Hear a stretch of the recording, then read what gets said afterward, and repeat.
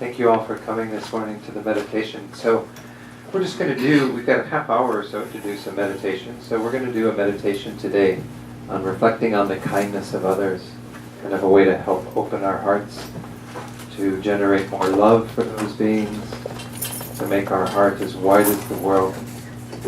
Just find a comfortable meditation posture to begin with. Again, if you need to adjust your posture at any time during the meditation, that's perfectly fine. The most important element of our posture is to make sure that the back is somewhat straight, kind of upright. And then also to pay attention to the legs, the feet. If you're sitting on a cushion, you can just have the legs in a comfortable posture. If you need to adjust them, that's fine. If you're sitting in a chair, it's ideal to have the feet flat on the ground in front of you, and it creates a nice stable posture. And bring your awareness also to the head.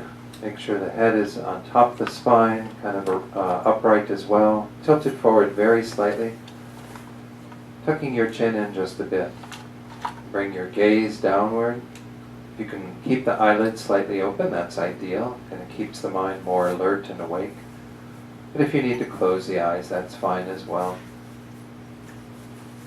And bring some awareness also to the shoulder area, around the neck and shoulder. We hold a lot of tension there. Just try to soften as best as you can into that area. Relax into this posture as best as you can while maintaining that uprightness. So we're going to begin this meditation with a few minutes of focused meditation on the breath.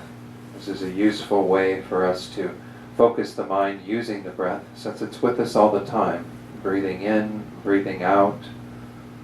We want to pay attention to the breath. And there are many techniques to do this, and if you have one that you already use, you can do that.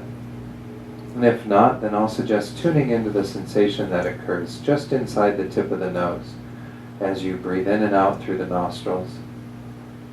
So there's a very subtle sensation that occurs in that area, and it's a nice focal point for us to work with in meditation. Just hold your awareness there as best as you can through the entire cycle of breathing in and out. But no doubt the mind will wander. Whatever meditation we're using, we have minds that are probably not completely concentrated, that don't have single-pointed awareness. So whenever you find that the mind has wandered away from the breath, gently guide the mind back to the breath, letting go of whatever it was that distracted you. So I'll ring the chime. We'll begin this with just a few minutes of meditation on the breath, and then we'll set our motivation and do this meditation on the kindness of all beings.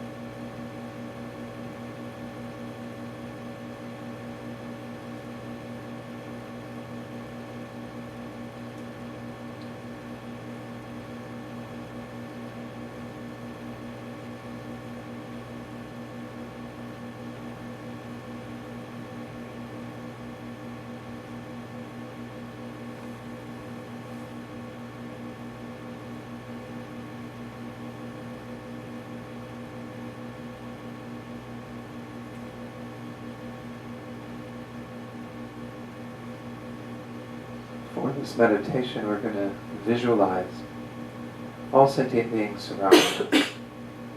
We can do this in terms of the three groups that we divide beings into on the basis of our relationship with them. And the first group that we can think about are those people that we consider to be friends and dear ones. You can visualize your mother of this life on your right, the father of this life on your left, all the beings that you're very dear and close to in the space immediately behind you and to either side. Just kind of this small group of people that you do already feel quite close to in that space to either side and behind you. Then in the space in front of you are those beings that you find difficult in your life. They can be beings that you've had some direct relationship with, they've harmed you or those that you love, or it could even be people in this world or beings in this world that we find challenging, difficult for us. And then surrounding those two groups are countless strangers, beings that we have not yet made a direct contact with, but are here in this world or in other realms of existence. We can simply imagine them as a vast sea of human beings going out in all directions, surrounding us in these two groups that we have more defined relationships with. To begin with, let's set our motivation for doing this meditation by thinking about the whole idea in Buddhism that we work on ourselves so we can better benefit others. So we will benefit from the work we do on ourselves, from the gratitude that we develop for the kindness of others, because we will generate from these positive states of mind of gratitude, loving kindness, compassion.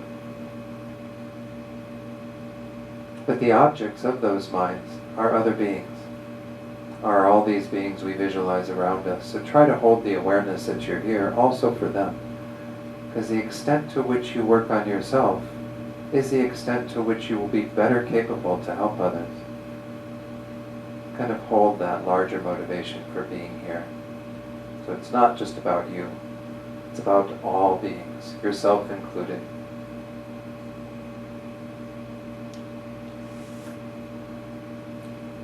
So in this meditation, we're going to examine kindness, the kindness that we've received from others, to develop some gratitude and appreciation. So we're going to start with a short reflection on the kindness of those people who we do consider to be our friends already. The dear ones, our loved ones, those who are actually quite directly and intentionally kind to us. And so for the next few minutes, just kind of think about these beings, think how they contribute to your welfare, how they add to the quality of your life. And as you think about this, develop this deep appreciation for the kindness that you receive from these dear ones in your life.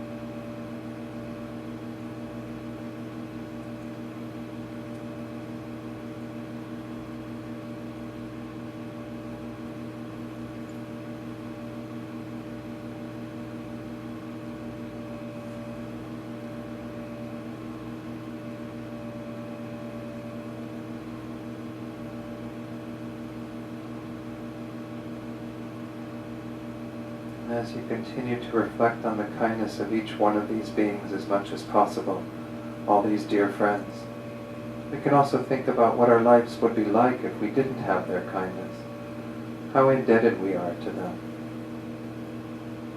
developing an even deeper gratitude.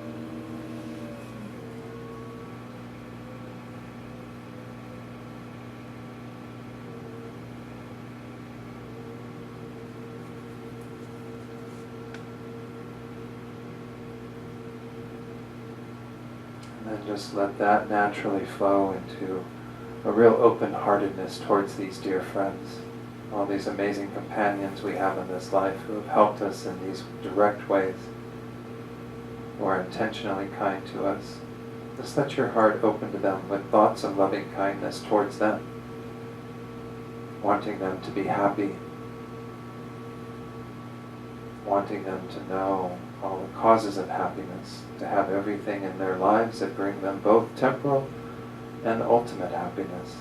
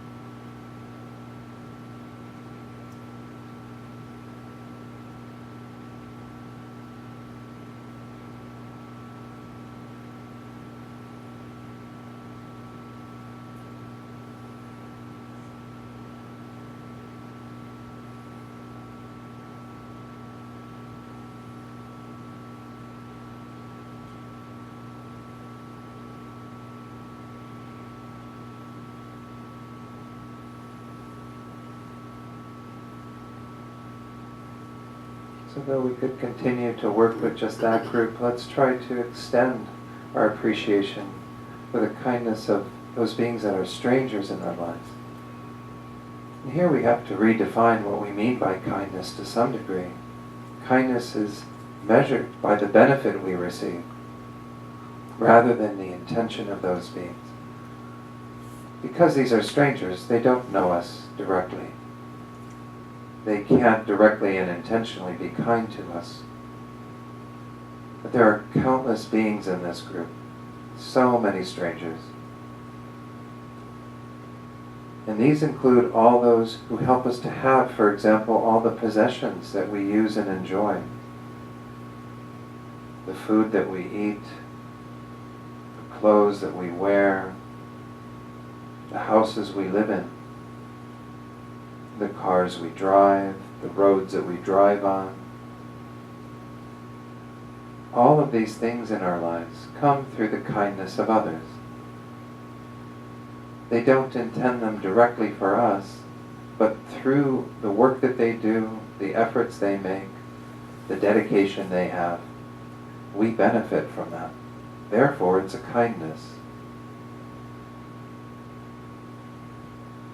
So reflect on the many ways that all of these strangers, and if they're not involved in producing the things that we benefit from, food and so forth, then they may be involved in supporting the people who do that work.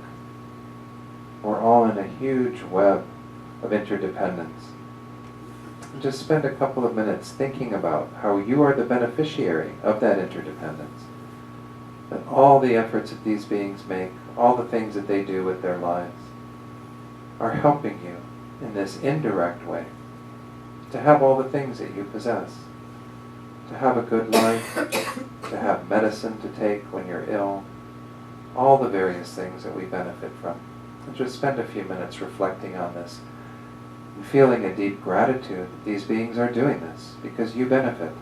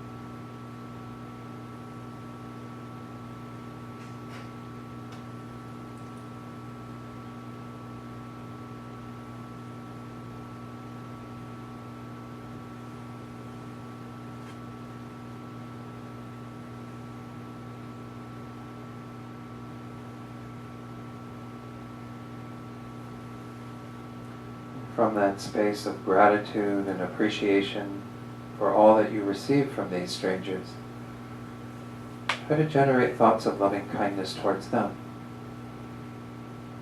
Try to open your heart to their situation, wishing them genuine happiness themselves, wishing them to have all the causes of happiness.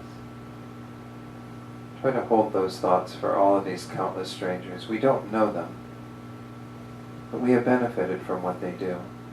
And out of that appreciation, we can extend our hearts to them, want them to be genuinely happy, both temporally and ultimately.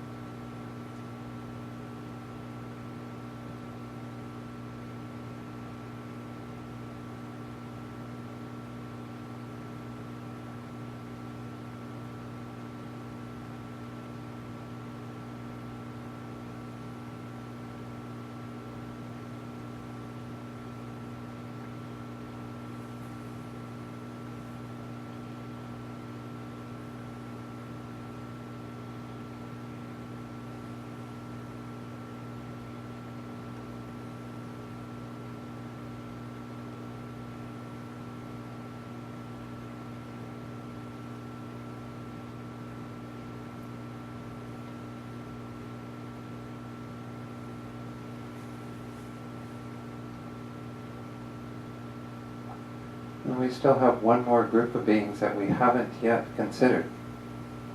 And that's those beings who we visualized in the space directly in front of us, opposing us, confronting us, because they are the people we find difficult in this life. They are those who are challenging for us in terms of their views or their actions, those who have done things to harm us. So if we were to examine what they've done, it seems far from a kindness. In fact, they've been directly and intentionally harmful towards us. At least intentionally.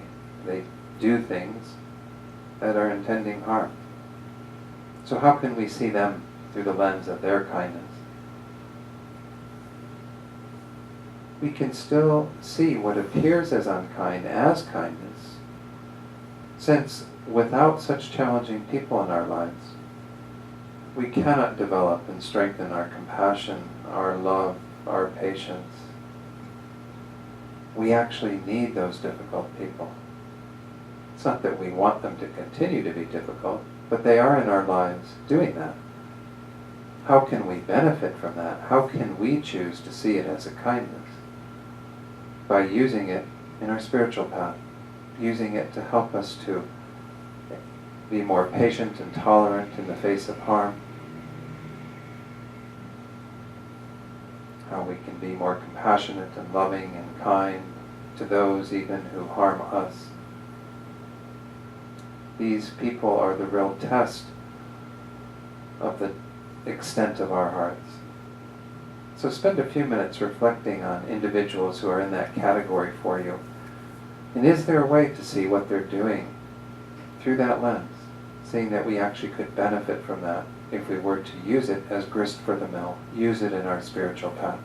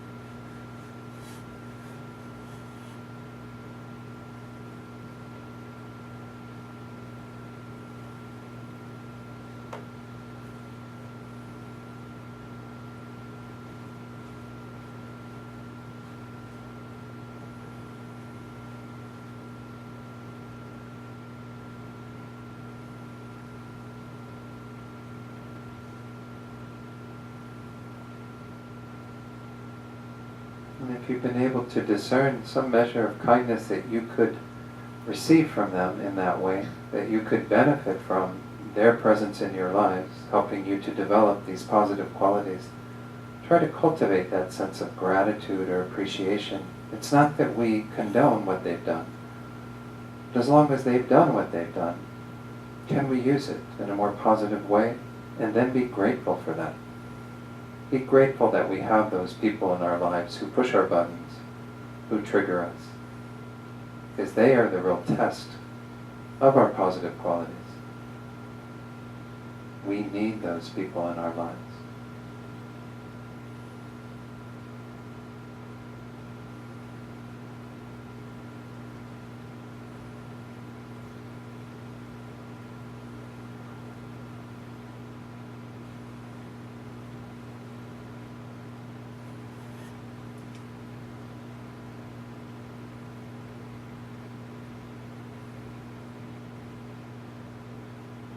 And then from the space of that gratitude, see if you can open your heart to those people who are in that category.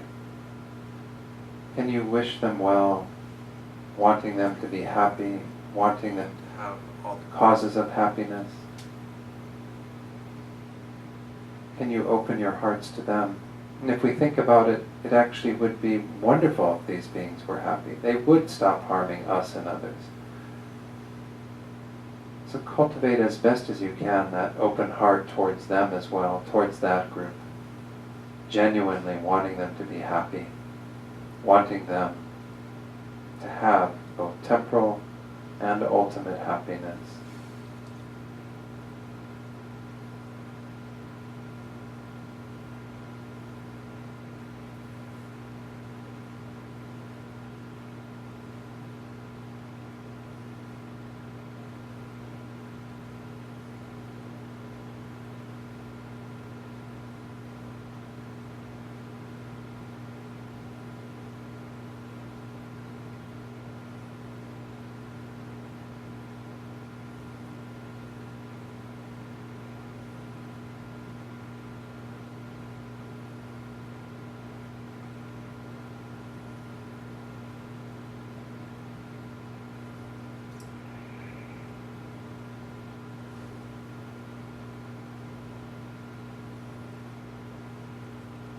So in this way, we've seen how each of these groups has shown us kindness. So we cannot say that any individual in those groups hasn't shown us a similar kindness. And open your heart to all of these beings, the friends, the strangers, the difficult people, and generate that wider circle of love, thinking, may all of these beings, due to the kindness they have shown me, may they have happiness, all the causes of that. I will help them to have that. Try to hold those sorts of thoughts to conclude.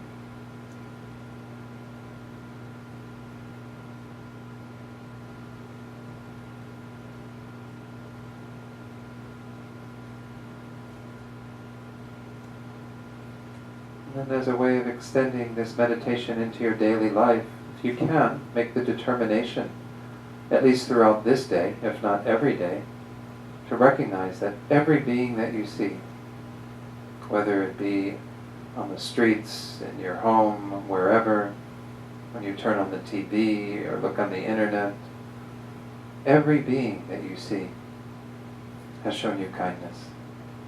To try to hold that as your first thought when you meet them, see them, think about them, and try to open your heart with loving kindness towards them, thinking because of that kindness that they have shown me, whether directly or indirectly, whether intentionally or unintentionally,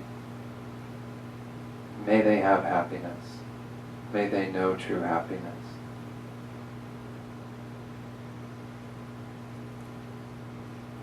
And then dedicate all the positive energy you've created through this meditation today, so that you might be able to open your heart fully to the world in this way and help all sentient beings to find the happiness that they deserve, to be free from all suffering, which is also their right.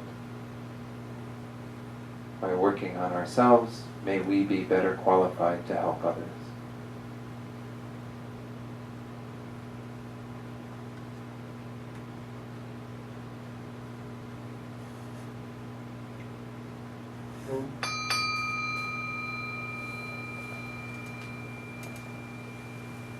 Okay. Are there any questions on the meditation? Or any difficulties anybody had that they feel they'd want to bring up? So Yeah, one of the things that's interesting to me is sometimes it's not just thought that bubbles up, but feeling. So when we started talking about kindness, I was kind of overcome with emotion. Yep.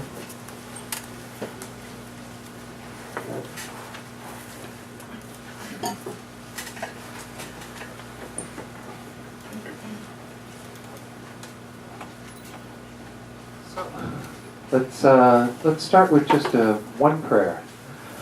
So in Buddhism, when we use prayers, of course we're not praying kind of to the Buddhas. What we're doing is we're kind of aligning ourselves with these enlightened beings, trying to once more benefit from their presence in this world, from their ability to help us, their dedication to helping us. So on page 98 is the prayer we're going to do. We're just going to recite this 3 times in English, this refuge and bodhicitta before the teaching. So just briefly, this concept of refuge is the idea that whatever feeling of safe direction that each of us has in regard to the Buddha's teachings, even you don't have to consider yourself Buddhist, but if you find some value in the Buddha's teachings, then you're kind of cultivating that in your heart, kind of having that gratitude for having met these teachings and your own wish to follow them to whatever degree that you want to. And that's the sense of refuge that we're cultivating. Bodhicitta is this open-hearted quality where we want to think that we're here not just for our own benefit, because we will benefit if we apply these teachings in our lives. This is at least the promise that the Buddha holds, but we ourselves have to find that for our own in our own experience. But nonetheless, we want to generate that wish that we could also benefit others. As I said, by working on ourselves, we can then be better qualified to benefit others. So this is the concept behind this idea of bodhicitta, that we want to, through our listening to these teachings, be able to benefit all sentient beings. So let's just recite that 3 times in English today. I go for refuge until I am enlightened to the Buddha, the Dharma, and the Supreme Assembly. By the merits I create through listening to the Dharma, may I become a Buddha in order to benefit all sentient beings. I go for refuge until I am enlightened to the Buddha, the Dharma, and the Supreme Assembly. By the merits I create through listening to the Dharma, may I become a Buddha in order to benefit all sentient beings.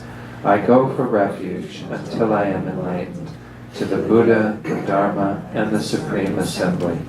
By the merits I create through listening to the Dharma, may I become a Buddha in order to benefit all sentient beings. Okay, so then you can set the prayer books aside. Let's just do a really short meditation. Some of you were here for the earlier meditation, but this will be just a briefer period to allow ourselves to focus our minds a little bit.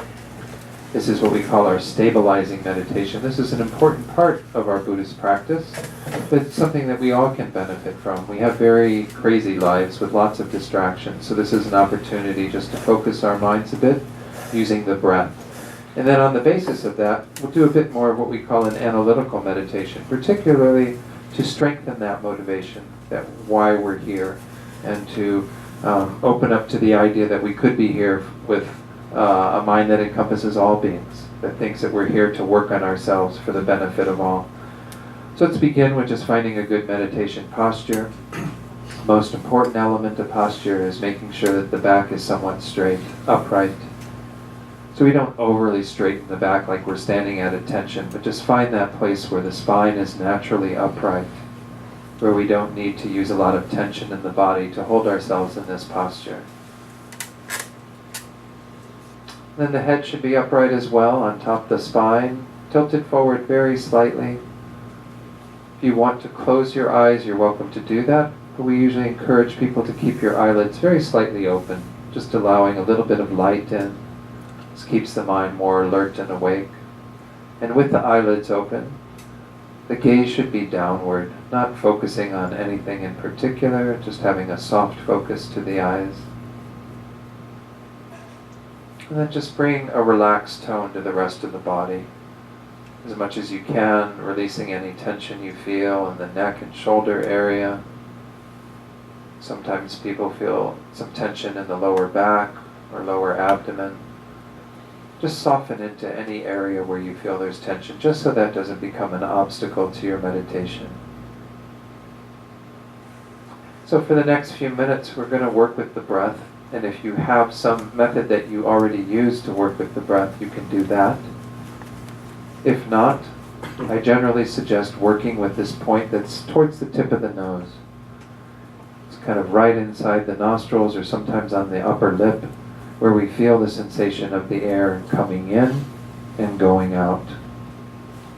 And that's our meditation object. We just want to stay focused there as best as we can through the inhalation, through the exhalation.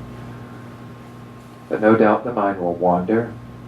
And when we see that it's wandered away from the breath, when suddenly we're thinking about plans we have for later today or this week, or preoccupations, worries that we have on our mind, or maybe we even get distracted by other sounds, sensations.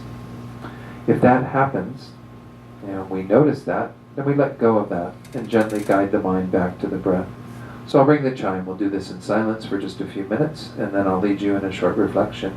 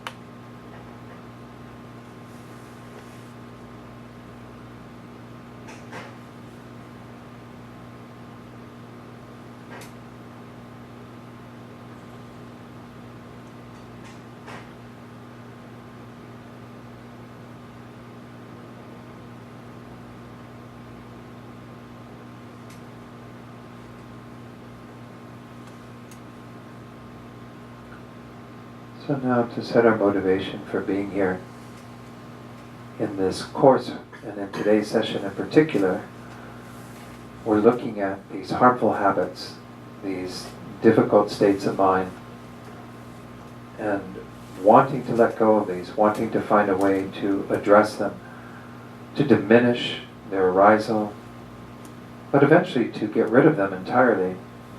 So in setting our motivation, just want to kind of invite you to think about a few things.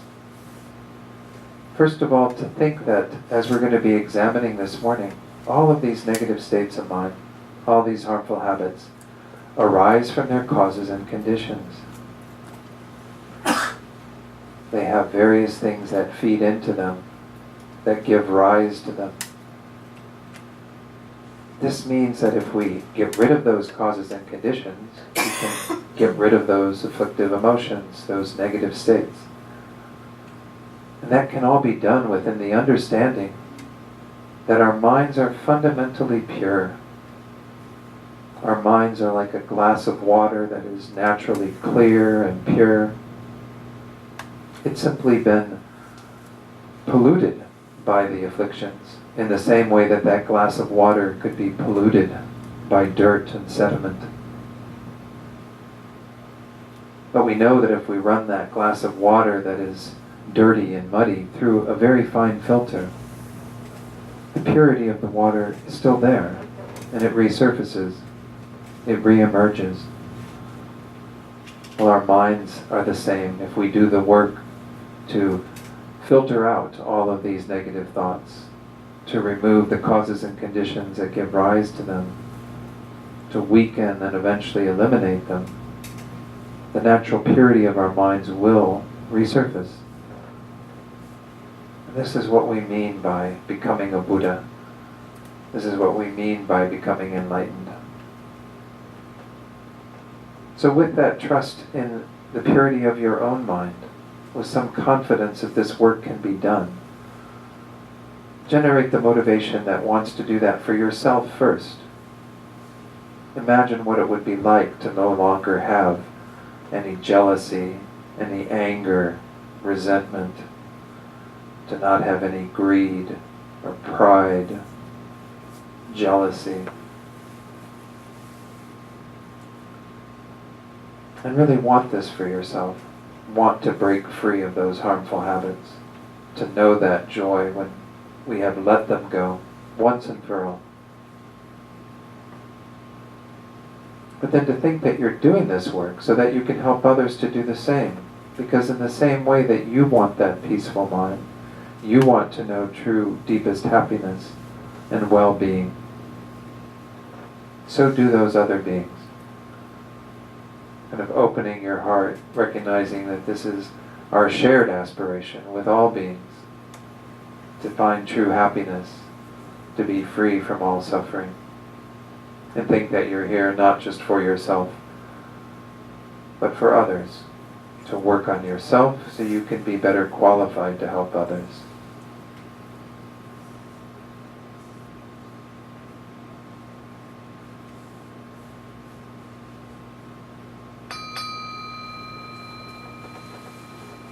Okay. So as Nicole mentioned, and this is a continuation of what we did yesterday, but by no means should any of you that weren't here yesterday feel like you're not going to be able to get what you can out of today. I will do a little recap of what we covered yesterday, just so that you have a good grounding in the topics that we are going to explore as part of this morning and into this afternoon. So the outline of this course, again, this course is talking about these harmful habits, as I mentioned in the motivation, that we want to be able to address. So the first thing was understanding that everything starts with our minds, the workshop of the mind. This is the Buddha's domain. This is the Buddha's expertise. And I'm sure when Venerable Tendra does these Sunday morning teachings, she's always focusing on kind of how we work with our minds in terms of various situations and the practical advice that Buddhism has for how we live our lives with that understanding.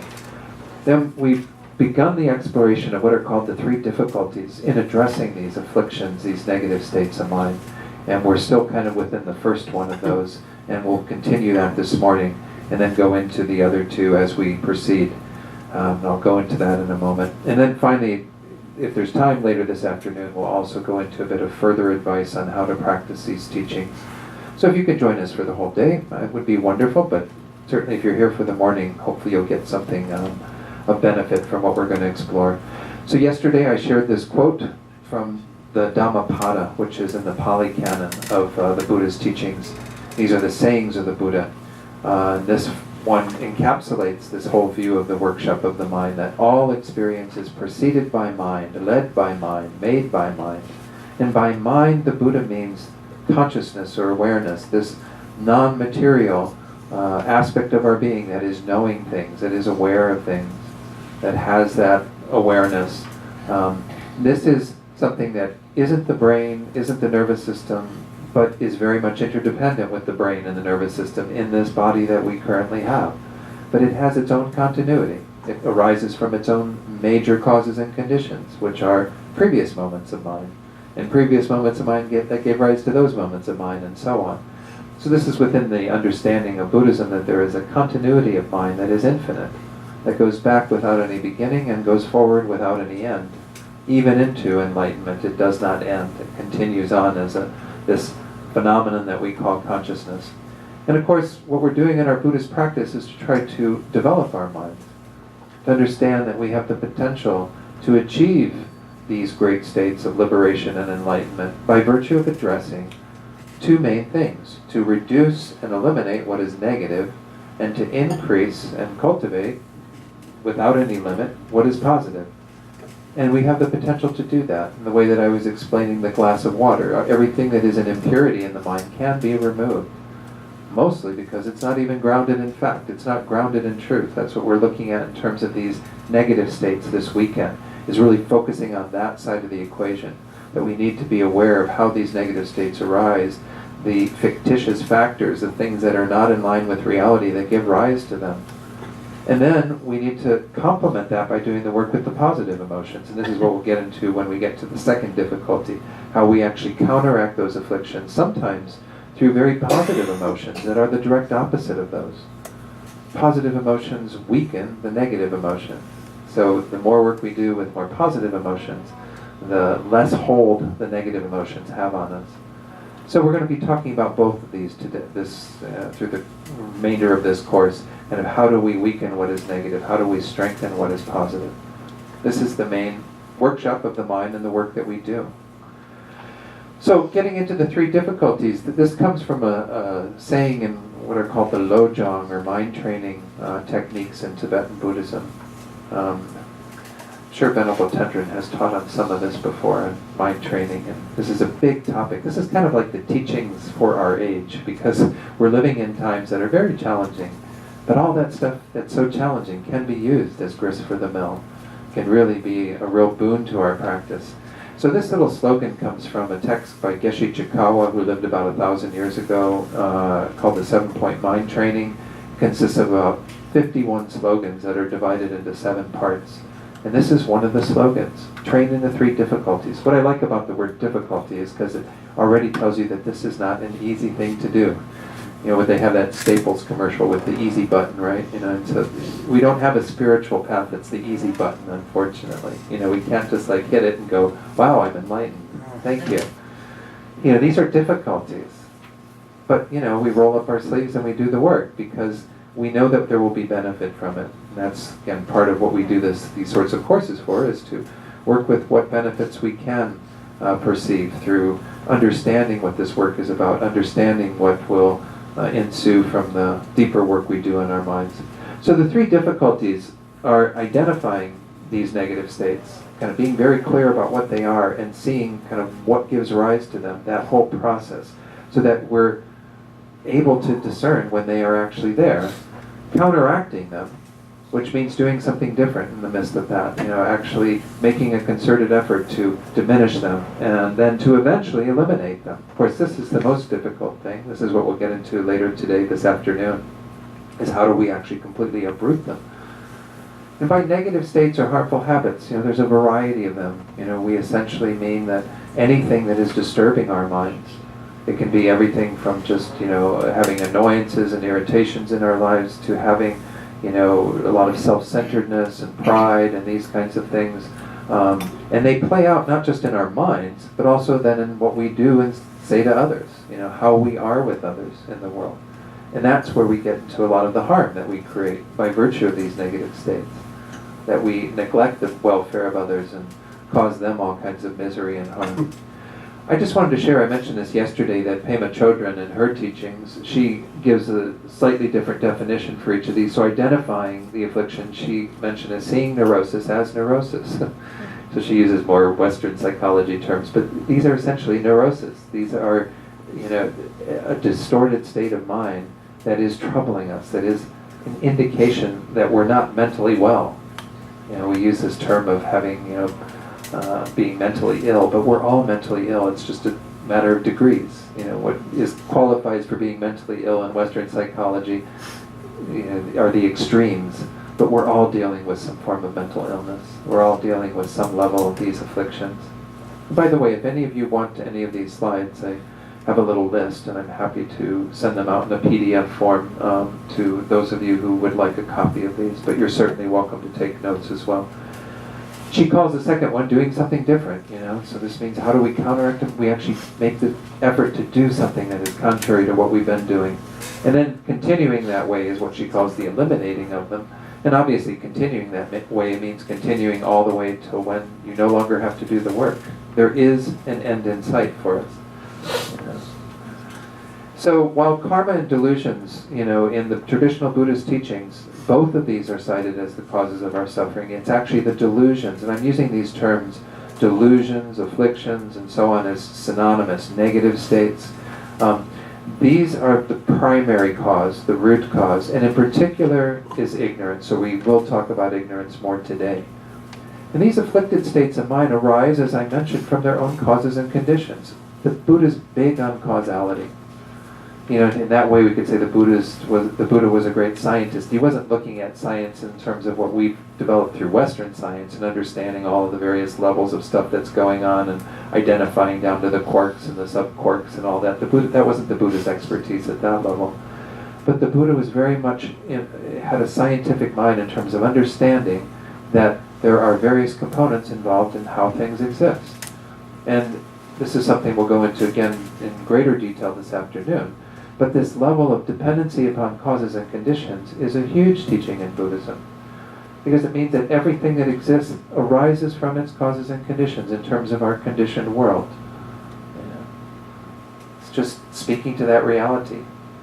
We have great conviction in causes and conditions when it comes to the results we want in our lives in a material way, right? We know that we have to get our butt out of bed and go to work to get the paycheck at the end of the week and so on. There's causes and conditions that are involved in that. If you wanted to grow a beautiful vegetable garden, you don't sit out there and just look at your backyard and hope that the vegetables are going to grow. You have to have the causes and conditions that result in that. Well, it's no different when it comes to what's going on in our mental landscape. Those states of mind are arising from their causes and conditions. So this is what we're looking at today, in particular this morning class that we are continuing from yesterday. So I just thought I'd throw this in there as well. This wasn't in yesterday's slides, but synonyms for the afflictions that I frequently use are disturbing or destructive emotions, or you could say negative emotions. Delusions. Delusions is really a nice way to talk about them because it has a different connotation. It means that these are deluded states of mind. These aren't correct states of mind. And that's what makes them changeable, is because they're lies. Venerable Rabina uses it. He says they're all big, fat lies. So, whoops. So the important thing is to see that these can be counteracted by virtue of that. The fact that they are delusions means that they can be remedied. Like if you had a child who believed that there was a boogeyman in the room, watched some movie or something, got scared thinking that there was this monster in the room. Well, you know that you can remove that child's fear because it's a delusion. It's not based in reality. There is no boogeyman. There's no monster in the closet. There's none of these things. So it's the same way for us. We can actually remove these because we can come to understand things in truth. This is an important aspect to realize about these delusions. Whereas all the positive states of mind aren't delusions. When we generate loving kindness for others like we did in the meditation this morning, that's based on the fact that we feel a recognition of others as objects of that kindness, and we wish for them to have happiness. Is there anything faulty about that? No, because that being doesn't have happiness. That being wants to be happy. That being has been kind to us in the ways that we contemplated. There's nothing invalid about that thinking. So delusions in and of themselves have this quality of being big fat lies. They're not telling us the truth about things. And we're building our whole reality and how we behave on the basis of these lies. That's why it all can change. So, as part of our examination of the first difficulty, identifying the afflictions, we're seeing neurosis as neurosis, we looked at the 3 root afflictions, and I'm just going to go through those in a really brief way, and then go deeper into these 6 causes that we started to explore yesterday, and I'll give some background about those in a moment. So we can say that all of our delusions, these patterns that we have, and if you have your own things that you might look at your own life and say, I'd really like to, through this being here today, begin to address my whatever, fill in the blank, whatever habit you have, whatever pattern you have in your life that is problematic for you. You will find that it's rooted to some degree in one or more of these 3. And these are kind of the first 2, the 2 responses that we have to the pleasant things in our lives and the unpleasant things in our lives. We're being bombarded every day by each of these. And we like the pleasant stuff, right? All that stuff feels really good. It induces a pleasant feeling. That's why we identify it as pleasant, because we get kind of that warmer feeling, that happier feeling from that. And then we have attachment. Attachment or desire grabs at that, sees it as even greater in its pleasure than it is, and doesn't want to be separated from it. Holds on to it, wishes to continue to have it. This is a very problematic mind in our lives, because it's our default mode. It's how we go about every day, is just trying to get as much of that warm, loving, pleasurable stuff in our lives as possible. And again, some of our aims to get pleasure in our lives can be genuine, but most of it is quite diluted, because we're overlaying much more importance on that object than what it actually has. I pointed this out yesterday by pointing out the fact that think about the things that you're attached to in your life, that you have great desire for. Think about your own favorite food or favorite music or favorite this. The fact that you call it your favorite is already indicating you've got some connection with that that's different than other people have. And other people look at that food or that music, listen to that music, and they don't like it, right? So there's nothing kind of inherently there even that is pleasurable. It's our relationship with it that makes it pleasurable. It's our sort of predisposition to have it appear as that for us. As I mentioned yesterday, if I were to reveal my own music taste, I'm not really fond of kind of loud or that type of music. So if somebody were to come by in a car playing really loud rap or hip hop or heavy metal or something, I'd be like, oh, what's that noise? That's awful. But the person who's in the car doesn't see it that way, or else they wouldn't be listening to it so loud, right? If they were listening to loud music they didn't like, that would be kind of strange. They're listening to it loud because they really like it. So who's right? Is the person in the car who really likes it and thinks it's the most pleasurable music in the world right, or am I right? Well, neither of us is absolutely right or wrong. The object itself doesn't have any of that inherent within it. It's the relationship of that being to that. I like classical music, and I can feel really attached to that, and I can generate all kinds of thoughts about it and think, oh, anybody who doesn't like classical music is wrong. But if I play my classical music loud for the person in the car who wants to listen to the rap music, they're going to go, oh, what's that noise? It's horrible music. How can you listen to that? Right? So who's right there? Again, neither of us is right or wrong. We're only having our own relationship to it. But the pleasure we think that is there from the side of the object doesn't exist there. We're overlaying that and building it up even more and saying it's the best music in the world, it's the best food in the world, it's the best person in the world. Whatever we're doing, any object of our attachment is subject to that exaggeration. On the other side, the second delusion we have is when we don't get the pleasant stuff. Attachment really likes to get all that pleasant stuff and keep that going. Whereas attachment gets really bent out of shape when we have to face the unpleasant thing, when we lose that pleasant object, or we have to face something that's the opposite, that is giving us pain, giving us difficulty. So when that arises, we develop this strong aversion. Aversion is just kind of a milder way of talking about it. It has a whole continuity, all the way to anger, hatred, malice, malicious actions and things that we do on the basis of that kind of a response. When we get an unpleasant feeling, it's just a feeling from an object that we don't like. So in my case, I hear the loud rap music going by and I go, I have this aversion to it. I wouldn't want to go like get in the car with that person and drive around and be with it all day, right? So I'm labeling it as that and wanting to get it out of my life. And I think it's totally unpleasant. The unpleasantness paints the whole picture.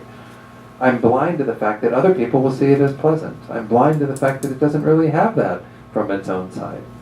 And to that deeper truth that we'll be examining later today. So when I have this response of pushing that away, of getting that out of my life, and maybe even like going over, if I were a really violent person, the person's like sitting out in front of my house waiting for somebody to come out and they're blaring that music. Maybe I'd go get a baseball bat and start, threatening the guy, like, get the hell out of my yard or whatever. I mean, you see that this happens in our world. People, like, on the basis of just a negative response to an unpleasant experience, that they go to these extremes, engaging in violent behavior. So we see that these are the two main ones that get us in trouble, because it's our gravitation towards that which is pleasant and our pushing away in sometimes very violent and forceful ways those things that are unpleasant. But even if it's not forceful and even if it's not really strong, nonetheless we have these to some degree. This is what our lives are like usually, is we kind of have the peaks of all those great things happening and we kind of want it to continue, and then we have to go, oh my God, I have to deal with this, and then we're down there and we get all depressed and sad, and then we go back up here and everything's fine, and we're just vacillating all the time. And these two delusions are involved, as I said, in almost everything else that we experience. They are the source from which we are either gravitating towards something that we like or pushing away something we don't like. Why do those occur? The deepest root, we call these the three root, but the deepest root of our problems is that we're not seeing things correctly. And this I already demonstrated to some degree by the fact that we saw that as completely unpleasant. We saw this as completely pleasant. We kind of paint that picture and we think that that's inherently there. That's really how things are. Well, we have a lot of levels of ignorance, and we haven't talked so much about ignorance yet. Like I said, that'll be later today. But this is what's driving it all. We're not really seeing things correctly. That's why all these are delusions, because in order for attachment and anger to arise, or any of the other harmful states that we have, this ignorance has to be there. This ignorance is what gives the foundation for those things to arise. It's not seeing things outside of ourselves correctly. It's not seeing ourselves correctly. It's a misunderstanding of how things actually exist. So as I said, we'll go into this in more detail. Any questions up to this point? Everybody's kind of with me? Don't have to get it all in any one teaching. I realize this is a big kind of bird's eye view of a whole lot of stuff.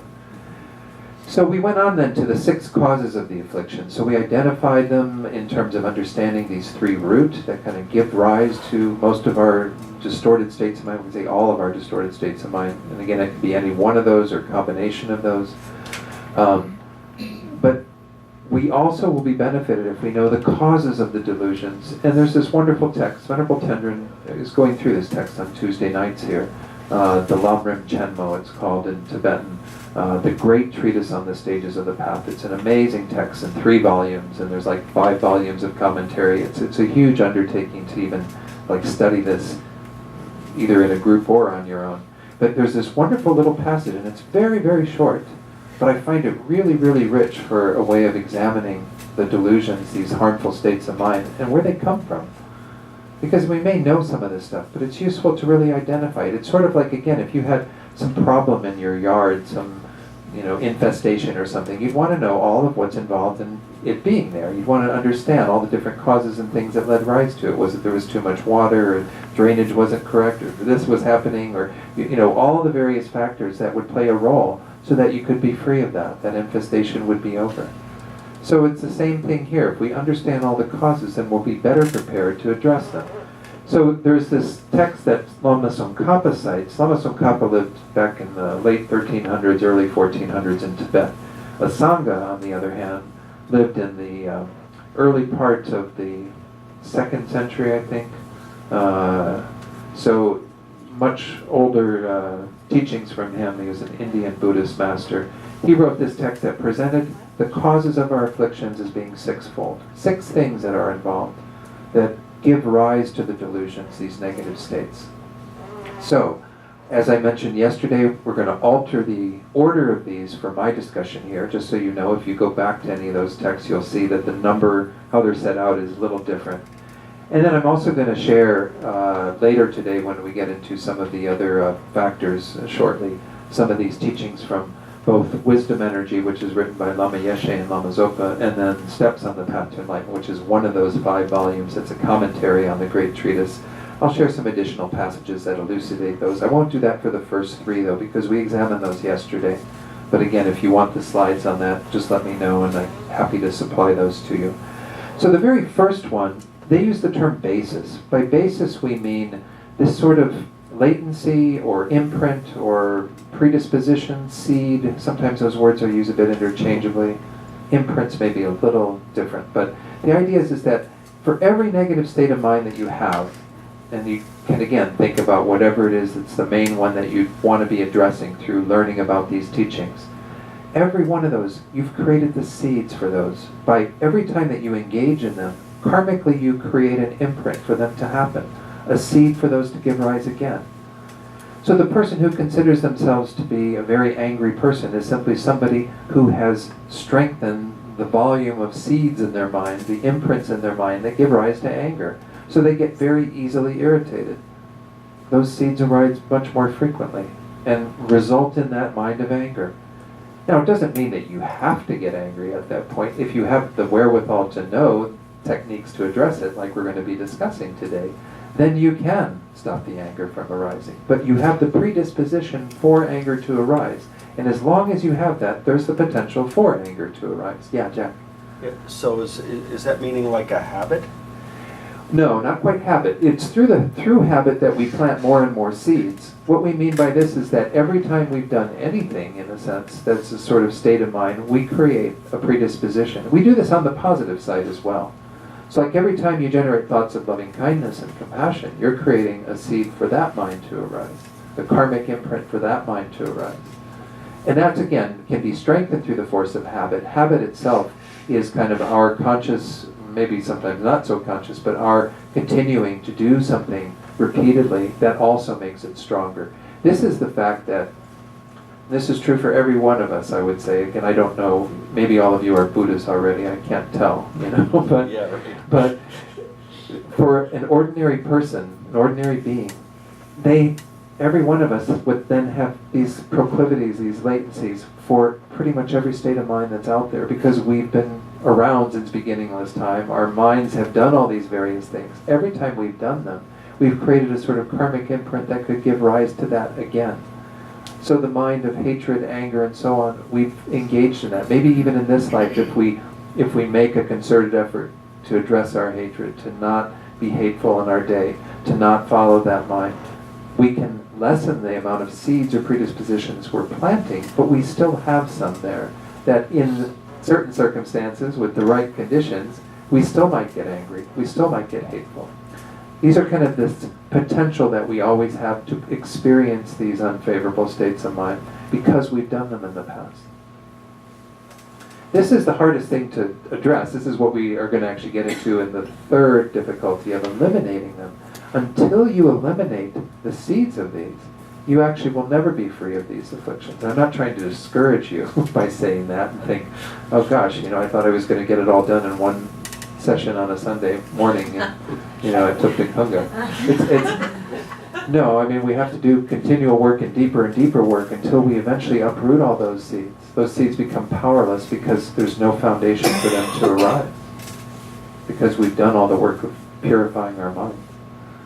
So this is just speaking to the fact that there's a predisposition for a particular deluded state of mind to arise, given the right causes and conditions.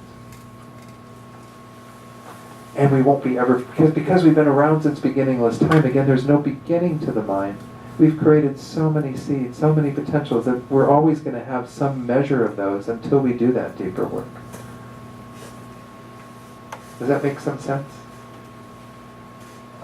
Sort of. I mean, it still sounds like a habit. Well, habit is what we're doing in terms of the specific things that we start buying into more and more and more in a particular life that make it a little bit stronger within that lifetime in particular. So by the force of that habit, you will plant more seeds, absolutely. You will be strengthening those in terms of the potential for that mind to arise again much more quickly.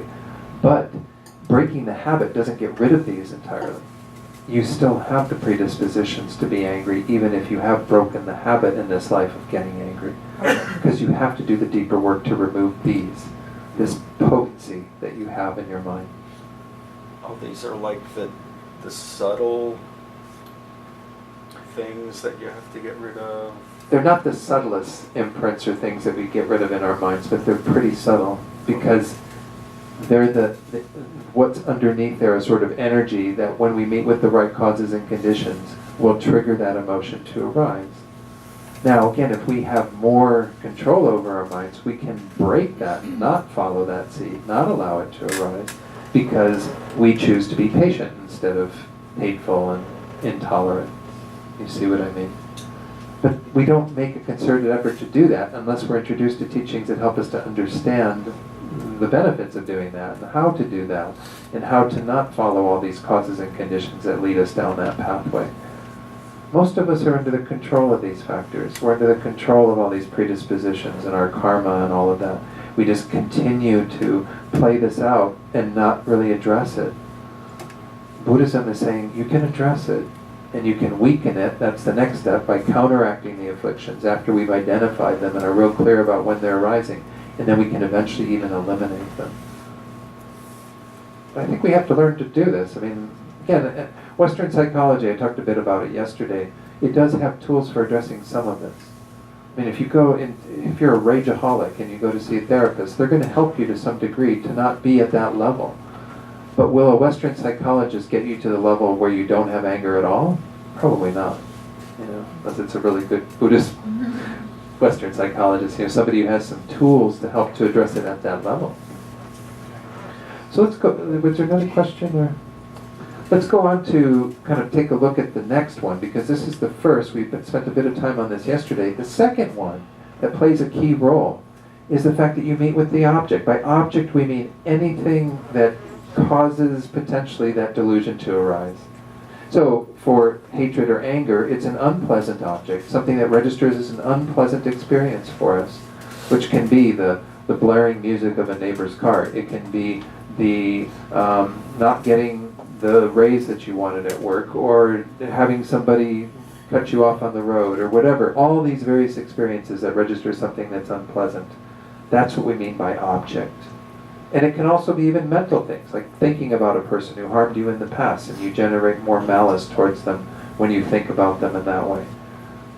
It can be over here, in terms of attachment, all these delicious, delightful objects that we have in our lives that give us that good feeling, that make us feel like we're getting some happiness in this life. All those objects that we come into contact with that bring us pleasure, or even thinking about a nice vacation we had in the past or whatever. Those are sources of attachment to arise potentially. So it says it refers to the appearance of objects conducive to the arising of an affliction. So when things arise and appear in our lives, be they good or bad, or I don't know, maybe that's not the right words, pleasant or unpleasant, whatever is arising, that's a potential for us to experience some delusion in relation to it. Not that we have to, because again, the object is not the problem. And yet, when we get into counteracting it, we will see that sometimes it's good to distance ourselves from the objects, because the objects play a role. They're the second factor here in terms of why we get a delusion, is because a particular object is in our field of awareness. So we can, once more, go back to whatever it is that you're thinking about that you'd like to address, and say you have a pattern of strong anger towards a particular person. Well, admittedly, that is a person who for you, because of the things they're doing, how they talk to you, whatever's going on, they are the object towards which you are having that hostility. They are playing that role for you by virtue of the things they say and the things that they do. So the importance of understanding this is that the delusions don't arise without that. Anytime we have a negative state of mind, there's always something that's the object of that, something that we are reacting to. And I like this word react as referring to that kind of negative way. We're going to talk later about how we would respond in a more constructive way. But we react in very destructive ways. Because even following those pleasurable objects, even like those things that bring those delightful, delicious feelings, that is problematic for us. We can see how problematic it is just by virtue of if we get those taken away from us, how much pain we experience. Because we're so attached to them. We like having them in our lives. We don't want to lose them. We want to stay with them. So these are, obviously a main factor that we look at. Let me go through the third one, and then I'm going to do a little recap of kind of how all three of these first three work together, because we touched on all three of these yesterday, and then we'll go on to the remaining three. Now, this word attention is not quite just meaning just blank attention or, without any sort of quality to it. It's what we would call an inappropriate attention, or as it says there, incorrect attention, that projects pleasantness onto what has an unpleasant character, conceives an impermanent thing to be permanent, and the like. Well, what does this mean to project pleasant onto the unpleasant? We didn't talk about this quite so much yesterday, but let's work with that idea. Okay, we've got the first two factors already there, the first two causes. I have a seed for attachment to arise, for desire to arise. I have contact with a particular object that induces that for me.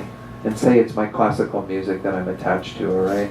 So I hear the classical music, that comes into my field of experience. I have the seed for the attachment to arise. What am I doing in this third one that's causing my delusion of attachment to arise? Is that I am overlaying on top of that classical music some sense of pleasantness that is really not there from the side of the object. And we could even say that object has a character of being sort of in the nature of suffering or being unpleasant. This is something we looked at last Tuesday night. The fact that when we start to examine everything in this conditioned world, we see that it actually doesn't have the ability to sustain any sort of pleasurable experience.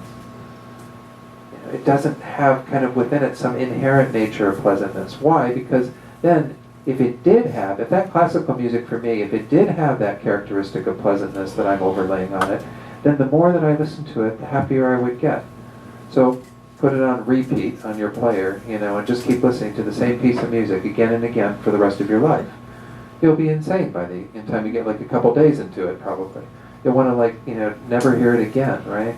It doesn't have any kind of inherent pleasantness within it. In fact, it has the ability to induce pain or unpleasantness, because that's its real nature. It's not able to really sustain anything at that level.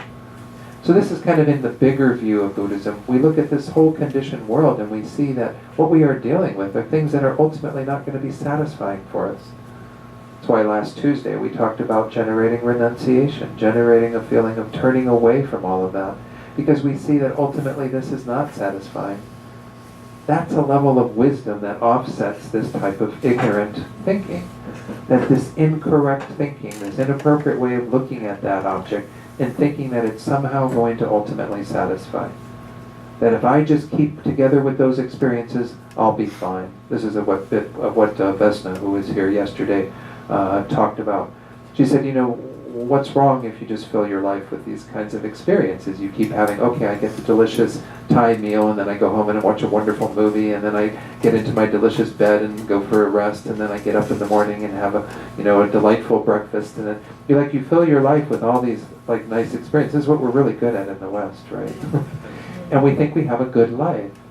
Well, we're deluding ourselves into thinking that all those things that we consider to be pleasant are truly pleasant. They don't have that nature from their own side.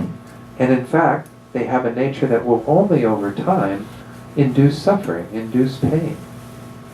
Because that's their nature. That's just what we're dealing with. This is the very first truth that the Buddha taught, the truth of dukkha, or suffering. That there's really no ultimate satisfaction in any of those things. If there was ultimate satisfaction, we'd have it by now. We just keep going back to the trough, back to, trying to get what it is that we feel really need. And none of that ever really ultimately satisfies. So the problem isn't really the object, because if we saw the object correctly, then we would relate to it correctly.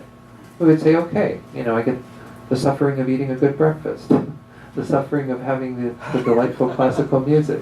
You kind of see it for what it is. and you acknowledge it does induce some pleasant feeling, but it's not something you put all your money on. It's not something that you say, ultimately, this is what I want in my life, is just to fill it with all of these experiences that are transitory and incapable of really inducing any lasting pleasure, lasting happiness. Of course, that's within the context of understanding that you can have lasting happiness. This is what the Buddha promises. This is something we have to discern for ourselves. Is that possible to do that?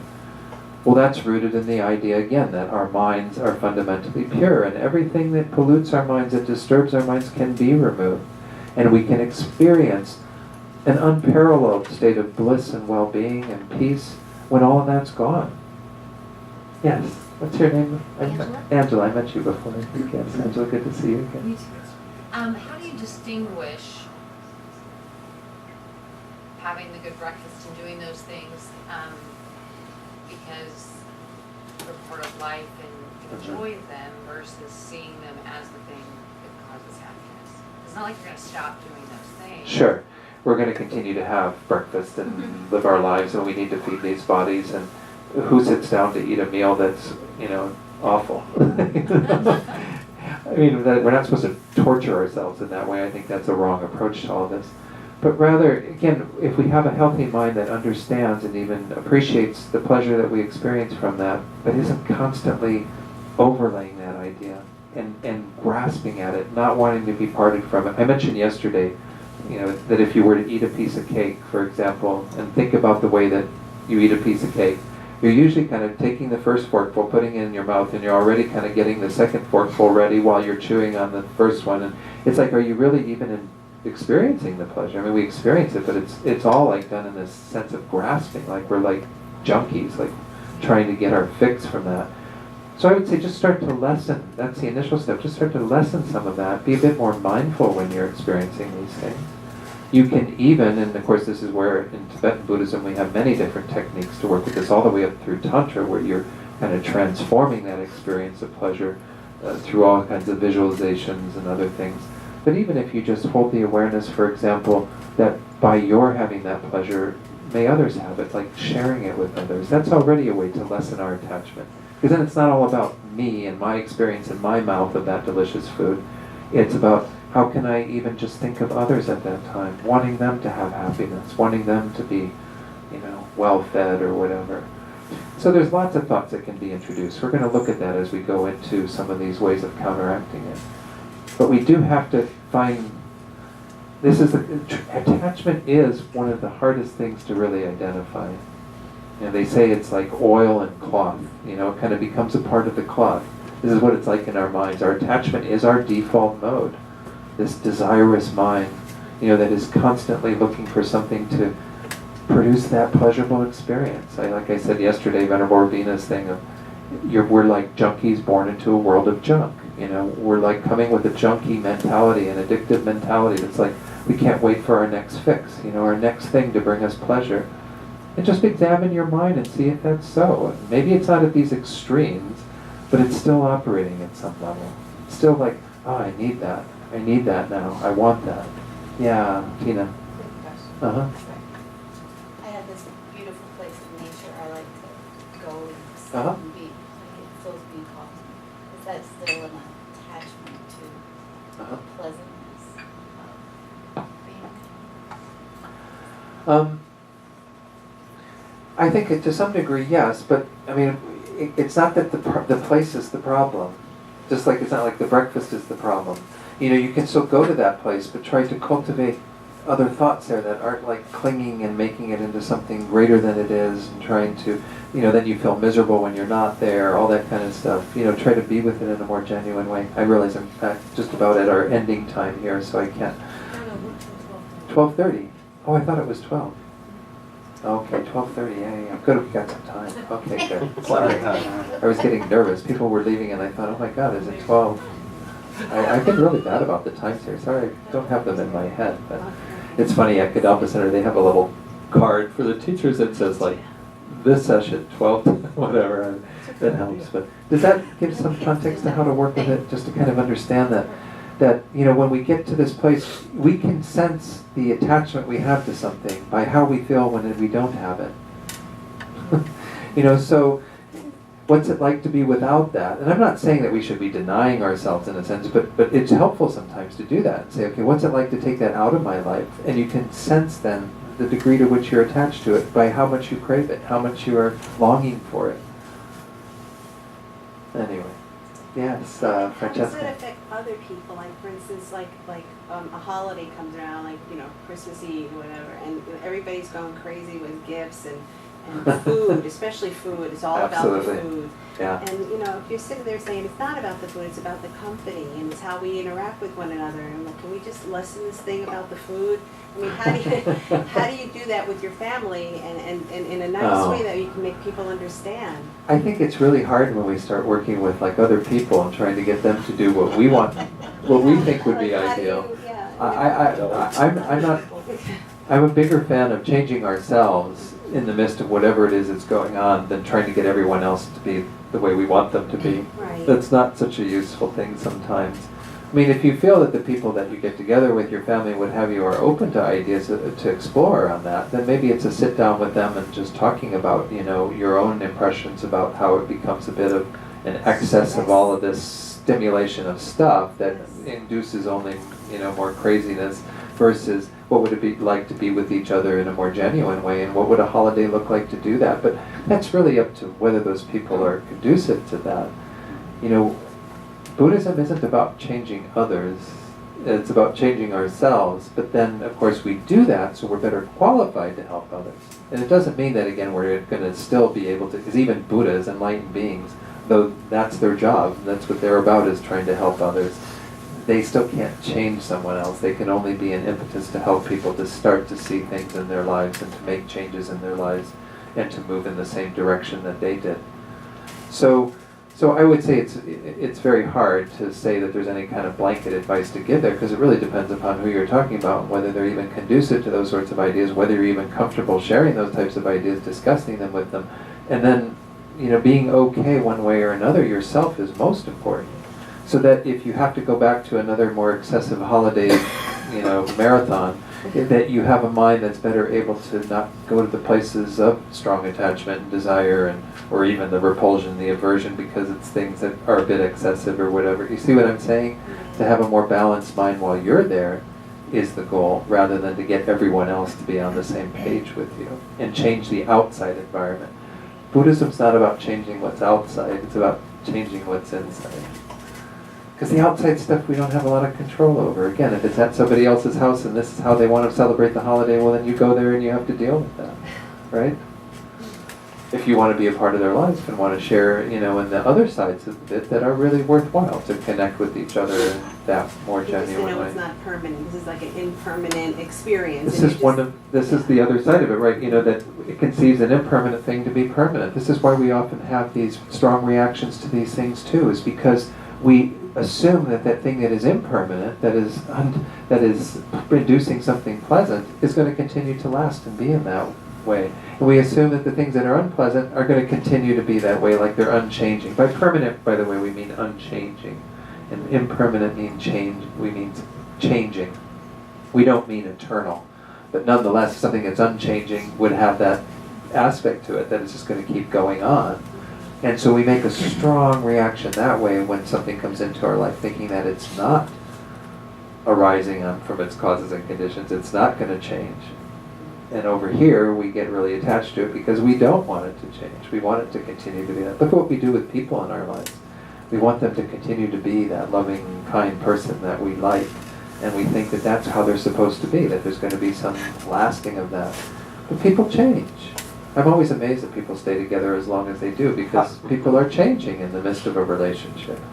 So it's to acknowledge that happens, not to be all bent out of shape when other people change, but how can we change in relation to that? Change our own minds so that our own expectations aren't that they're going to continue to be the same. So there's a lot of factors, that we discussed some of these yesterday, but this whole category is a whole bunch of thoughts. It has to do with expectations, it has to do with a lot of our other conceptual overlays and storylines that we start telling about what's going on. It has to do with any way that our conceptual mind can be creative in distorting what's going on. And at the deepest level, it's that distortion of thinking that things are real from their own side, that that's real pleasantness over here and real unpleasantness over here. Yeah, Martha. I have a situation in which if I don't like the situation, I tend to remove myself, and I don't Okay. want to deal with that Mhm. any longer. Mhm. So I leave people, not in a nasty way, but I just don't want to get involved in their habits of maybe Sure. complaining or being rude or being negative. Right. Is that bad? I think that's bad as well, because I don't confront, in my mind, cannot deal with that any longer, so Well- I just leave them. Yeah. So what Marta's speaking to is when I don't you're have relationships. when you're in situations with people who are maybe kind of misguiding or difficult in some ways that it might not be the most beneficial thing to stay with them. And you asked whether it was bad, or your thinking was that it was bad, but again, there's no bad or good in this. That may be your first step, is that being around people who are challenging for you in that way or misleading in that way, you might need to pull yourself away from that. One of the factors we haven't looked at yet, that's in the last three, is the influence of people who actually might take us in wrong directions. You know? Just like for an alcoholic, they don't start hanging around, when they made that decision to start the 12 steps or to start moving in the direction of sobriety, they don't go hanging around with their drinking buddies because their drinking buddies are not the best influence on them. So in the same way, we may find that there are some people who aren't the best influence on our practice because we're not capable of practicing that strongly with them yet. And so we need to have some distance there because we'll get sucked into habitual patterns that we've been very, reliant upon in the past. So this is where there's no set answer to that either. It depends upon the individual situation and the strength of your own mind as to whether you can be there. Just like if you had an alcoholic who's been sober for 25, 30 years, maybe they have the strength of will to go down to the bar and hang out with people and not be tempted to have a drink. So it really depends upon the individual. And some people, well, I'd say everyone has something to teach us, something that we can learn from. But some people, we may not be ready to learn from them. We may feel like they're too difficult for us at the moment. We're going to see that that's our first line of defense when it comes to the second difficulty.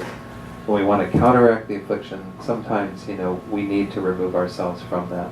We need to actually say, I don't have the strength of mind to deal with this right now. I know I'm going to get really angry or upset if I stay here. Better to not be there and get all angry and upset, because you never even know what's going to happen from that. Oh my God, it could escalate into some kind of violent episode. These things happen in our world. I remember the first time I heard about a road rage incident. I was living in San Francisco, and down the peninsula in San Mateo, there was two men that they were in a parking lot of a 7-Eleven, and there was one space right at the front, and the one car pulled into it, and the other one thought it was his space. And the man was killed on the basis of this. A guy took a gun out of his glove compartment and shot the other guy. And an argument over a parking spot. So there's the potential for things to go to that degree if we don't protect our minds. So, do what you can to protect your mind. Sometimes it means distancing yourself from that experience. We'll talk about this more. Yes? Well, it's kind of like what we do when we're on a diet. We kind of avoid the people that, want to be drinking and having dessert. Exactly. We avoid places or, experiences that promote our eating, or so Yeah. this is something that we do all the time. Yeah. It's an aversion or, Yeah. towards something else, and it Yeah. might not be a positive. But What's her name? Mary Liz. Mary Liz, I think it's another example that we can see that's not the drinking one. I frequently go to the drinking one for some reason, alcoholism. But it's true, when you're on a diet, you also do the same thing. You kind of avoid having the things in your refrigerator that you don't want to eat, or being around that, not going to the restaurants where you know that that's going to be a temptation to eat those kinds of foods and what have you. Anytime we're working on anything, distancing ourselves from the object is always the first line of defense. And that's where most of us have to start, is to say, okay, step back, step away. I don't need to be in the presence of that because I don't have the strength of will to not engage in it in these habitual patterns. So, Step away from the cake. so let's recap these three, and then we can go on to the remaining ones, because actually these three are the most important. That's why I present them in this order, is because when you have the basis, meaning that the affliction has not been eliminated from the root, when you have the object nearby, meaning that something is in your proximity that is going to trigger that particular affliction, and when you perceive that object erroneously, then you've got it all there. It's all in place. You know, the affliction is bound to arise because you're thinking of things incorrectly, the object's there, and you had the seed for it. You know, the seed we can't do a whole lot about again until much later on the path. The first line of defense, as I said, is make sure the objects that are going to stimulate us in that way aren't so close to us. They remove ourselves from that to some degree. But nonetheless, we can't remove ourselves from everything. You have to eat breakfast. You have to do all these things in our lives. So this is where we have to ideally do this work. This is why the more temporal solutions that really get at diffusing our afflictions and negative states, and eventually what's going to eliminate them, is by correcting how we are seeing things. Seeing things in a non-erroneous way, seeing things as they actually are. And that begins at a conventional level, and understanding things that will be opposite to the afflictions, but then at the deepest level, getting this wisdom that cuts through the ignorance that's the foundation for all of this, incorrect thinking. So we're going to get into all that. That's the kind of previews of coming attractions. But these three are the three main ones, according to Geshe Sopa, who wrote this commentary on the Longren Chenmo. So he continues, he says, this means that, to begin with, the affliction is abiding in your continuum as a subtle propensity. Then an object acting as a suitable condition comes into proximity. Finally, although that object is impure and has a nature of causing suffering, you view it as pure and a cause of pleasure. This is in regard to attachment he's talking about. You're doing kind of the opposite. You're overlaying a deeper sense of suffering and negativity to that object that's over here, and you think it's a genuine, inherent cause of your displeasure. And it isn't. It actually can be something that can be useful to work with on your path. And not everybody sees it as that way. Again, because you don't like that particular thing doesn't mean that it's inherently unlikable or unpleasant. So, we clear on those three before I go on to the fourth? I'm just, it's a Yeah. little, I don't know what the word is, but my observation is that removing ourselves from the object, distancing ourselves from the object in itself can be a delusional process, projecting things onto the object that aren't the truth. True. So it's not the friggin' cake, man, that's not the problem, I'm the problem. Right. Right. So when we distance ourselves from the object, it is true that we're not ultimately getting at any solution to it. Because as I said, we're still going to have objects in our life, and we're still going to be mistakenly relating to that object, even if it's at a distance, because our minds will still entertain that object. The cake will still come into our mental image in our minds. We're still going to be thinking about the cake or what have you. But what it does is it's a first step in being able to distance ourselves somewhat, to diffuse it. It's not the final step by So any we means. have to make sure that we're getting to the next step, otherwise we're Absolutely. living in this. And it's impossible to live in some kind of bubble where nothing is ever going to penetrate. Nothing is ever going to be harmful. I mean, look at what it's like, even as what Mary Liz says, when you're on a diet. I mean, you can't get to a place where nothing. You're not going to see anything. You see television commercials, or it's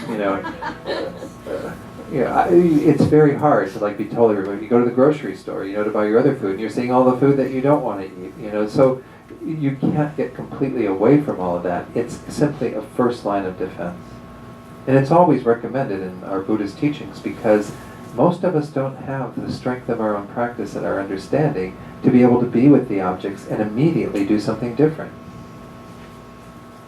Does it make sense in that way then? But yes, you don't stop there, or you just keep perpetuating some diluted way of looking at that, because as I said, it's still going to be in your mind, even if it's not there in proximity. When you're on your diet, you still think about all that delicious food that you would like to be eating, that isn't good for your diet. So, yes, what's your name? Bill. Hi, Bill. I guess just the verbiage here saying, finally, although the object is impure, and of course saying that's our perception of it being impure. It's not that the object itself is Well, impure. Yeah. That's, But what we would say in Buddhist terms is that when we say impure, what we mean is that it really doesn't ultimately satisfy. That is its nature in a conventional way. So let's take the chocolate cake as an example, or some cake, fill in the blank, whatever is your favorite dessert. You've got that in front of you. We overlay some kind of inherent pleasantness within it. If we even examine it conventionally, though, that cake is not going to ultimately satisfy, because the experience we get from it is only fleeting and transitory.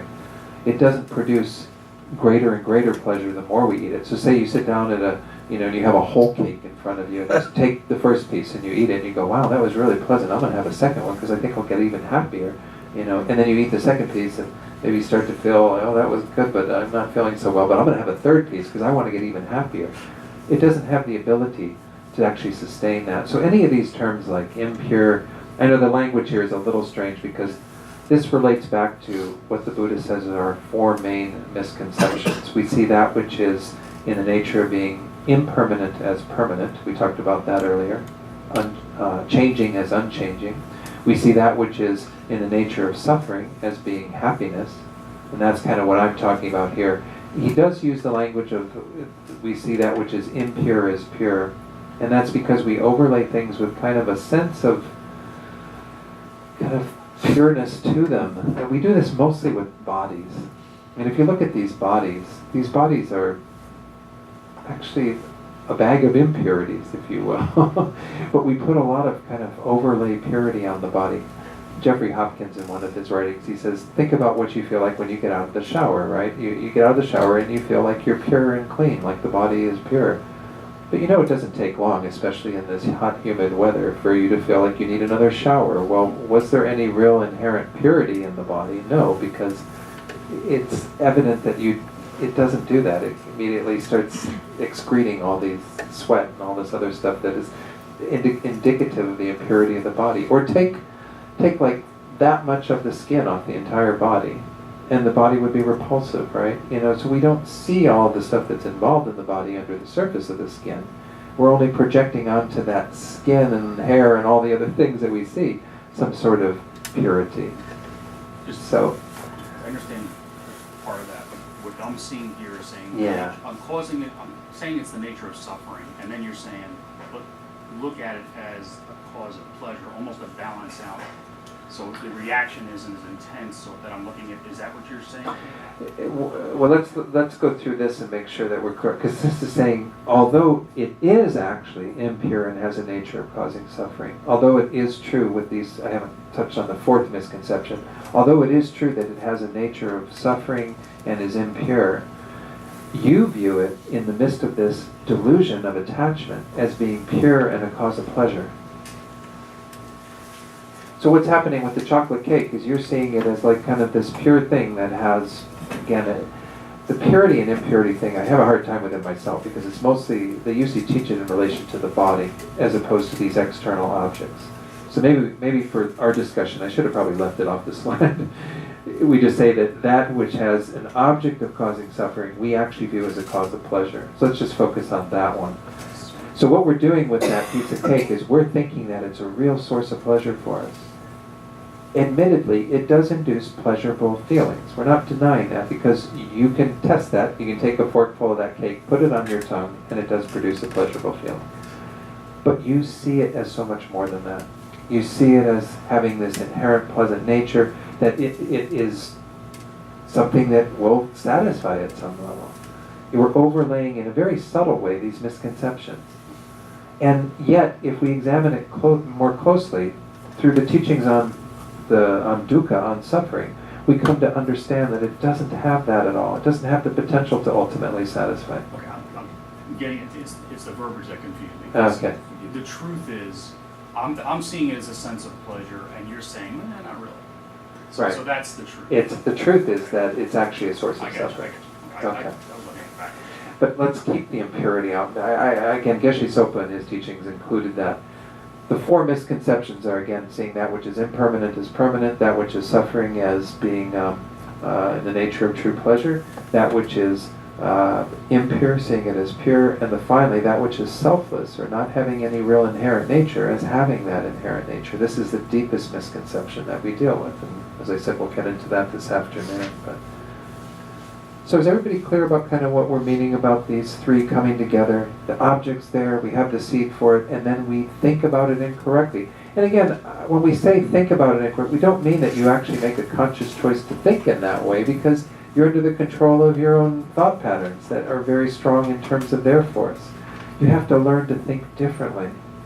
You have to not believe everything you think, as we said yesterday. Yes? But as you say, thinking will cause feelings. The thinking purely, not purely, causes a feeling. But then you have to examine your feeling and relate it back to thinking, perhaps erroneously. Because thinking will cause your feelings, erroneous as they are. Yeah. It's Evie, right? Everything. Evie, what are you meaning by feelings? Maybe I just... Feelings, I mean, if Like- you think erroneously about somebody, like somebody has done something and it causes you sadness or anger or something Okay. like that. So the thinking does bring out negative feelings, and those are the things we deal with day to day, the thinking, the feelings that we Uh-huh. have to turn around into realizing we may be thinking about it in a wrong way. I think what you're saying is fine. I guess we just don't sometimes call those feelings. I don't know. These are all, and this is where in Buddhism, everything that's a mental experience is included within what we mean by consciousness, and so there are different things we can identify that are more, emotions or feelings or whatever, but I'd say some of it, again, when we talk about a pleasant feeling we get from the cake, which is simply just a feeling tone, which is very different perhaps than a whole thought process, that isn't conceptual. But the overlay we put on top of that is all of our thinking about the cake and our desire for the cake and all of this, all the delusions, all the negative states are thought processes that we engage in quite directly, not necessarily that intentionally, because we are under the control again of our past patterns. But we can think in opposite ways in other ways. So I don't know if that answered your question, but To a degree. yeah, maybe we can talk a little bit more during the break or something. Could you just go back to the previous slide, But Don? sure, I'm not going to get further than I did yesterday. That's right. Okay, so again, we can say that an affliction arises when it's not eliminated from the root, meaning that you still have the seed, the object's nearby, and you perceive it erroneously. And then again, whatever process comes after that in terms of all the other thoughts that make us have a different relationship, to be depressed or be sad or be whatever on the basis of that, those are all ensuing from that. And they're part of kind of this afflictive state that we're engaging in. But the word feeling is used very differently in Buddhism than what I think you're alluding to, but that's okay. All right. Can Yeah, we think so- about thoughts like things, as she's asking? Think of thoughts as things. Things, because sometimes we are on the same thought many times, Yeah. and we are seeing in a Yeah. erroneously way. Yeah. Well, thoughts are definitely objects. They're objects of our minds in terms of how we are looking at things, and if we ruminate on thoughts, continue to Yes. process them again and again, they become objects of our mind that we make into who knows what, So in that way, yes, they're objects, things in that way, yeah. Let's go on to at least cover one more. This one won't take very long to go through. This is what, Jack was talking about, habituation. Habituation refers to the process of becoming accustomed to past afflictions. So it's kind of like, again, you have the seeds of those to arise, but your extent of continuing to feed those seeds, cause them to ripen and strengthen their power in your minds and in your lives, is your own habituation. The great master Shantideva, Indian Buddhist of the 8th century, he said, there is nothing whatsoever that doesn't become easier through the force of familiarity. Well, this is true on both sides of the fence. The more familiar you are with positive states of mind, with compassion and loving kindness, the more we're going to be that way. But the more that we're familiar with hatred and animosity and attachment and desire and all these things, that's how we're also going to be. Habituation does determine to a strong degree how we are in any particular life in terms of what we start buying into. Let's read a little bit from what Lama Yeshe says in Wisdom Energy. He says the fourth factor increasing the strength of the delusions is habit. It can work this way. At one time you had a certain experience with an object. When you meet a similar object, you reenact the experience, and each time you repeat the action, the strength of that memory increases, becoming more powerful and distorted in your imagination. And again, this is what we're also under the control of to a large degree, is we've been habituated in our own lives to have particular things that we continue to go back to. We enjoy that, and so we go back to it again, and we keep wanting to hear that again, or taste that again, or do that again. And when it's pleasant, this is very much involved. But we also have negative habits where we are pushing away things that we, continue to not want to experience. Let me read just a little bit more, and then we'll see if there's some questions on this, and then we'll conclude today, the morning session. Habit builds up certain associations so strongly that whenever a similar situation arises, your mind automatically runs toward delusion. Some people become so obsessed in this way with a deluding object that they cannot forget it. Why does this happen? Because the experience has been repeated over and over and over again, making the imprint of it thicker and thicker. The mind dwells in the recollection of this experience, adding to the delusion. So this isn't the fact that we've got the seeds, it's that we strengthen the power of those because we do all the things that make it stronger, that make it thicker, that give us kind of a deeper and deeper hole to dig ourselves out of. This is why, catching things when they first begin to arise is an important part of our process too. It's like the person who, they give up one thing in their lives, but then they take on another thing that become equally addicted to. Well, they haven't really addressed the problem. You just, you've created a habitual pattern that plays out in terms of something else that might be similar, or that might be even a different experience, but nonetheless playing out that same type of pattern in our lives. We're very much habitual beings. So the last slide I want to share on habit is from Geshe Sopa, and he calls this becoming accustomed rather than habit, which is a nice way of looking at it too. He says it means that by repeating certain behaviors over a long time without applying an antidote, meaning not doing anything to counteract it, you become habituated to those actions. They become your natural, ordinary, and daily way of life. Like I said, the person who considers himself to be an angry person is simply somebody who's become very accustomed with anger. That's their habit. So they plant lots of seeds of anger that continue to arise, and they keep meeting with the objects that are stimulating that anger, and they keep buying into that anger. They don't make any effort to not have that anger arise, to counteract that anger in that moment. That's what happens. Let me just introduce the other two so you have an idea what they are, in case there are people who aren't going to come to the afternoon session. So you have all 6 to work with. The other 2 are more external influences, and I'm not going to show the slides yet, I'll just talk about them briefly. The 5th one is what we call kind of those social context, social distractions. They are the misleading friends that we have in our lives. The way that we get guidance in unhealthy ways from not just the people, but even other factors in our life. When Venerable Thupten Chodron teaches on this, she includes like media and the internet and all these kinds of places where Facebook, and it was kind of interesting as part of the aftermath of the election, they were pointing out this thing called the liberal bubble, like kind of how we get reinforced if you're liberal thinking in the room. Maybe not everybody's liberal thinking, but you probably have the same thing on the conservative side of the fence, a conservative bubble, where you getting fed, and even the algorithms in many of these websites is to feed similar things to you. So you just get reinforced from the outside to think a particular way. Well, those factors, be they individuals in our lives, people who, we have some relationship with that's not so healthy, or whether they're outside influences in that way, they do affect us.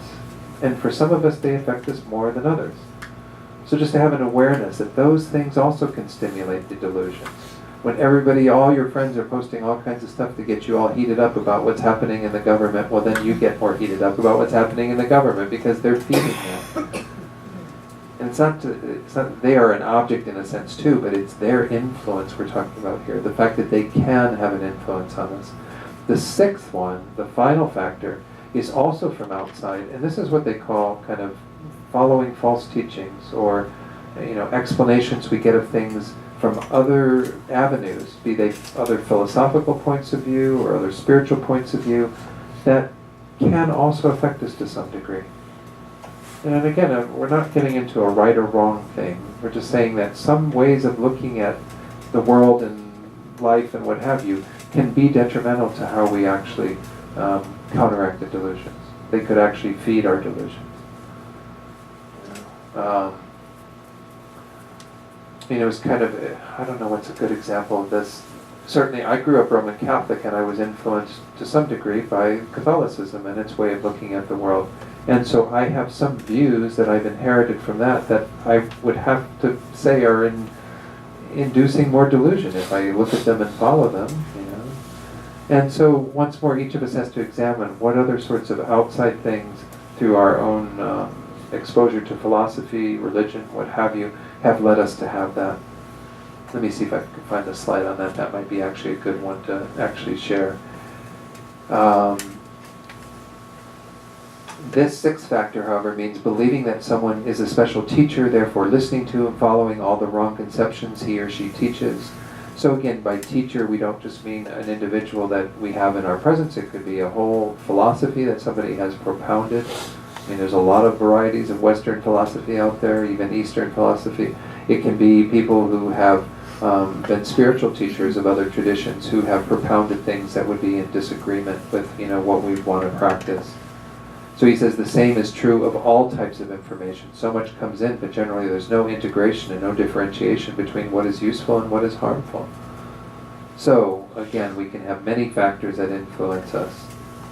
Maybe actually this is where some teachers include all those kinds of other stimuli that we get from media and all these kinds of things. But if you talk about the fifth one, you're talking mostly about those people who have some influence upon us, who may not be the best guides to follow in that regard.